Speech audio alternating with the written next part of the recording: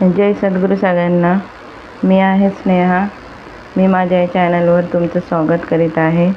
आज आपण पाहणार आहोत अंडा बिर्याणी कशी बनवायची ते.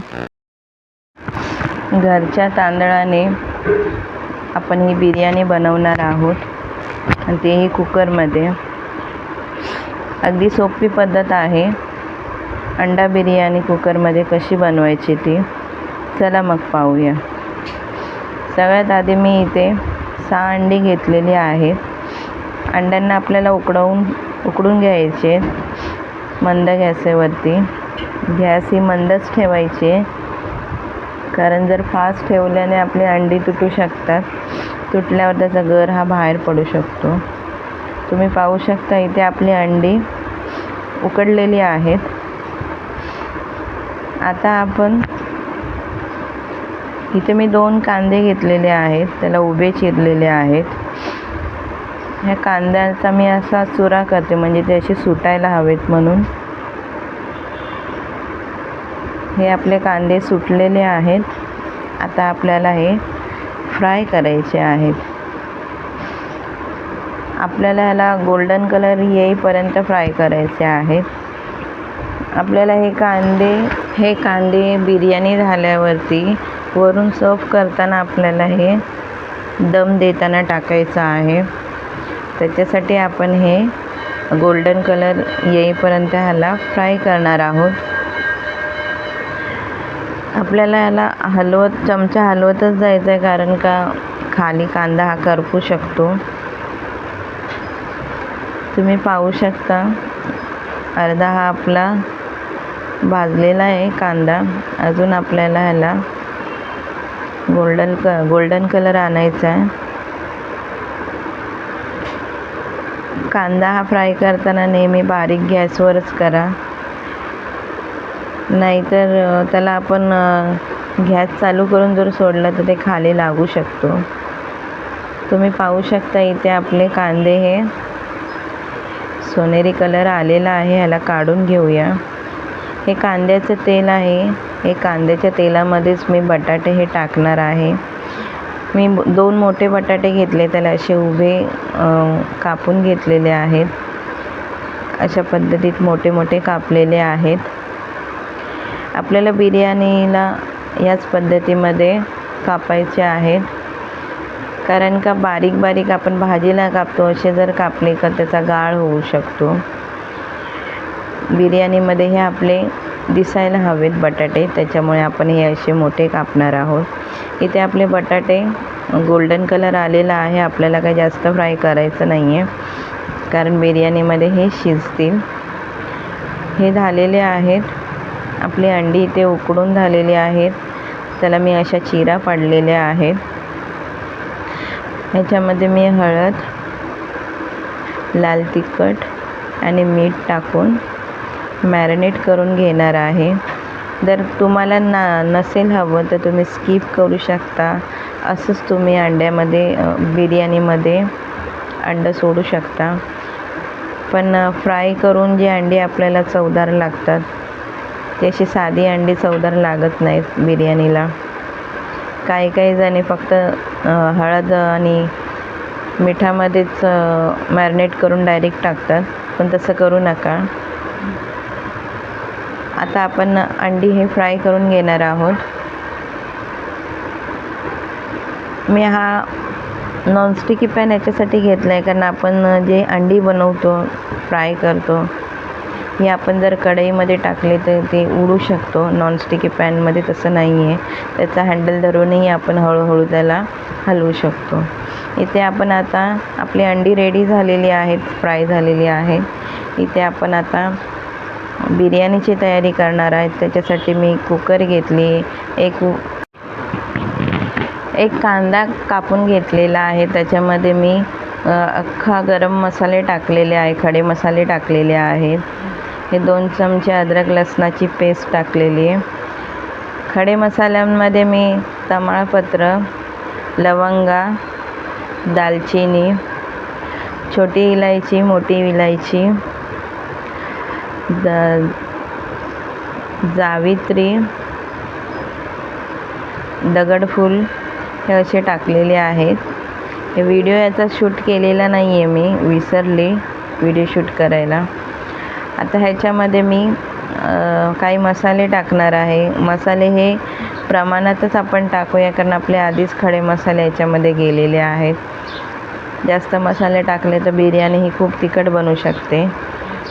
मसाल्यांमध्ये मी 2 चमचे लाल तिखट घेतले, 1 चम्मच हळद घेतले, 1 चम्मच धने पावडर, 1 चम्मच गरम मसाला आणि 1 चम्मच बिर्याणी मसाला टाकलेला आहे. आपला जो बिर्याणी मसाला आहे त्या मसाल्याने हा कलर असा आलेला आहे. हरकत नाही, हे नंतर कलर कमी होतो. आता मी ह्याच्यामध्ये 1 टॉमॅटो टाकणार आहे. तुम्हाला जर टॉमॅटो नसेल हवा तर तुम्ही स्किप करू शकता, पण टॉमॅटोने पण बिर्याणी चव चांगली लागते आणि जी आपली बिर्याणी आपण सर्व करतो तेव्हा टॉमॅटोचे तुकडे हे वर दिसतात, त्याच्यामुळे छान लागते. इथे आपले टॉमॅटो हे शिजलेले आहेत. आता आपण जे काय बटाटे फ्राय केलेले होते ते टाकणार आहोत. जर तुम्हाला हे बटाटे नंतर तांदूळ टाकल्यानंतर जर टाकायचे असतील तर तुम्ही टाकू शकता, पण मी हे आत्ता टाकलेत कारण हे मसाल्यांमध्ये मसाला लागून शिजला पाहिजे बटाट्यांना, त्याच्यामुळे मी आत्ता टाकलेले आहेत. कारण बटाट्यांनाही मसाला लागला का चव चांगली लागते.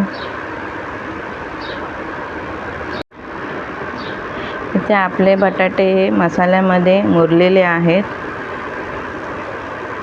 ह्याच्यात आता मी 1 वाटी दही टाकणार आहे. या दहीमध्ये मी लाल तिखट मिक्स करून 5 मिनिटं ठेवलेलं. जर तुम्हाला दही टाकायची नसेल तर स्किप करू शकता, म्हणून मी मागाशी तुम्हाला सांगितलं आहे. जर आपल्याला टॉमॅटो टाकायचा नसेल तर तुम्ही नका टाकू, कारण ही आपल्याला आता दही टाकायची होती. दही टाकून बिर्याणी अतिशय उत्तम पद्धतीमध्ये बनते. तुम्ही करून बघा, खूप छान अशी बिर्याणी ही बनते. आता ह्याला आपल्याला हलवायचं आहे, कारण हलवलं नाही तर दही ही फाटू शकते, म्हणून आपल्याला हे टाकल्याला हलवायचं आहे. दही टाकताना मंद गॅसवरच आपल्याला दही टाकायचे आहे. तुम्ही पाहू शकता, जो आपला मागाशी कलर होता मसाल्याचा काळा कलर, तो आता हा इथे नाहीसा झालेला आहे. ह्याला आपल्याला हलवतच राहायचं आहे, कारण दही ही आपली फाटू शकते. ह्याच्यात मी थोडीशी कस्तुरी मेथी टाकलेली आहे चव लागण्यासाठी. स्वाद पण छान येतो कस्तुरी मेथीने. बघा बिर्याणीचा जो मसाला आहे किती छान दिसतोय.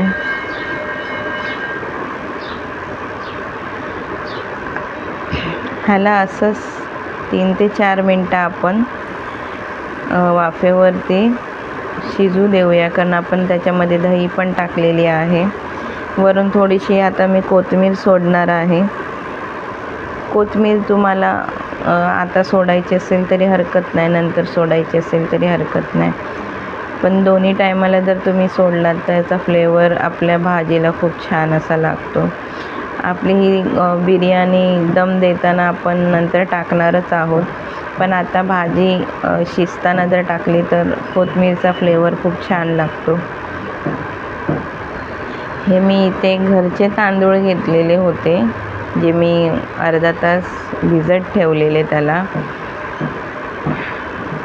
हे आपण घरच्या तांदळाचीच बिर्याणी करतोय. हे काही बिर्याणीचे तांदूळ वगैरे काही आणलेले नाही आहेत.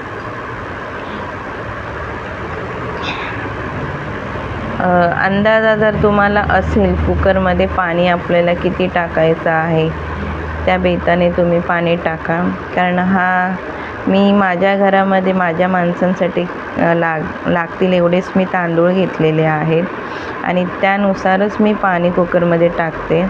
म्हणून जर तुम्हाला अंदाज असेल तरच तुम्ही पाणी टाका, कारण अतिप्रमाणात जर पाणी गेलं का हा एक खिचडा होऊ शकतो भाताचा आपल्या. पण मी अंदाज असं सांगते का जर तुम्ही पाव किलो इतकं जर तांदूळ घेतलात तर त्या पाव किलो तांदळाला तुम्ही 1 ते 1.5 ग्लास पाणी घाला. नाही आणि जर त्याच्यावरूनही कमी घेतलात 1 वाटी म्हणा या 2 वाटी, जर 1-2 वाटी जर घेतलात तर त्याला 1 ग्लासच पाणी टाका. कारण अंदाज आपल्या तांदळावरती पण असतो. तांदूळ हा आपला कितपत फुगणारा भात आहे त्याच्यावरती पण असतं. जर बिर्याणीचे तांदूळ जर तुम्ही घेतलात तर त्याला अतिशय पाणी कमी लागतं, हे तुम्ही लक्षात ठेवा. कारण बिर्याणीचा भात हा फुगतो त्याच्यामुळे, आणि हा घरातला तांदूळ आहे त्याच्यामुळे मला अंदाज आहे का हा तांदूळ कितपत फुगतात ते, आणि त्यानुसारच मी पाणी टाकलेलं आहे. तुम्ही बघू शकता मी पाणी काही जास्त टाकलेलं नाही आहे त्याच्यात, कारण आपल्याला ही बिर्याणी बनवायची, घरातला तांदूळ नाही बनवायचं आहे. जास्त जर अतिप्रमाणावर पाणी गेलं तर ते जास्त खिचडी बनवू शकते. तुम्ही पाहू शकता इथे ही आपली अशी बिर्याणी तयार झालेली आहे. आता आपण ह्याला दम देणार आहोत.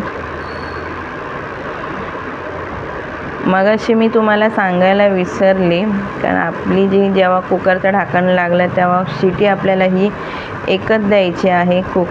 कुकरमध्ये तुम्ही जेव्हा बिर्याणी बनवाल तेव्हा आपल्याला शिटी ही एकच द्यायची आहे, आणि मग नंतर आपल्याला ह्याला दम द्यायचा आहे. मी आता हे दम देते बारीक मंद गॅसवरती टाकून. हा जो आपला कांदा मगाशी आपण फ्राय केलेला होता तो आता आपण टाकलेला आहे, आणि वरून कोथिंबीर टाकलेली आहे. हे दम द्यायचं प्रोसिजर चालू आहे, आणि आपली ही कुकरमध्ये एकच शिटी आपण मारलेली होती. आता हे मी वरून थोडंसं तूप टाकणार आहे. तुम्हाला जर तूप हे स्किप करायचं असेल तर स्किप करू शकता. जर नाही तुम्हाला नसेल हवं तर नका टाकू. आणि ह्याच्यावरती जाडसर असं काहीतरी आपल्याला भांडं ठेवायचं आहे, ज्याच्याने ही वाफ आपली बाहेर जाऊ नये म्हणून. हे तूप माझं टाकून झालेलं आहे. आता ह्याला मी ढाकण टाकून अगदी 5 मिनटं फक्त वाफेवरती ठेवणार आहे, कारण एक शिटी आपण इथे मारलेली आहे. आपला भात हा ऑलमोस्ट झालेला आहे, थोडासा त्याला अजून आपल्याला शिजवायचा आहे. इथे आपली बिर्याणी रेडी झालेली आहे. आपण सर्व करूया. तर तुम्ही पाहू शकता घरच्या तांदळाने कुकरमध्ये बनवलेली ही बिर्याणी आहे, आणि माझ्या पद्धतीमध्ये आहे. तुम्ही करून बघा. फार अशी उत्तमरीती बनलेली आणि चव पण छान होती याची, कारण ह्याच्यामध्ये आपण दही टाकलेली, कांदा टाकलेला, टोमॅटो टाकलेला, त्याच्यामुळे छान अशी बनलेली तिखट आणि आंबट अशी. तुम्ही घरच्या घरी करून बघा ही अंडा बिर्याणी माझ्या पद्धतीमध्ये. जर रेसिपी आवडली असेल तर सबस्क्राईब नक्की करा, लाईक करा, आणि कमेंटमध्ये सांगायला विसरू नका कशी बनली आहे ती. जर तुम्ही मला कमेंट कराल तरच मला कळेल का मी जे काम करते, मी जे रेसिपी पाठवते ते उत्तमरित्या बनलेल्या आहेत की नाही. कारण आम्ही आमच्या घरी बनवतो ते खूप छान असे बनतात, पण तुम्हाला आवडते की नाही हे मला कळण्यासाठी. जय सद्गुरू.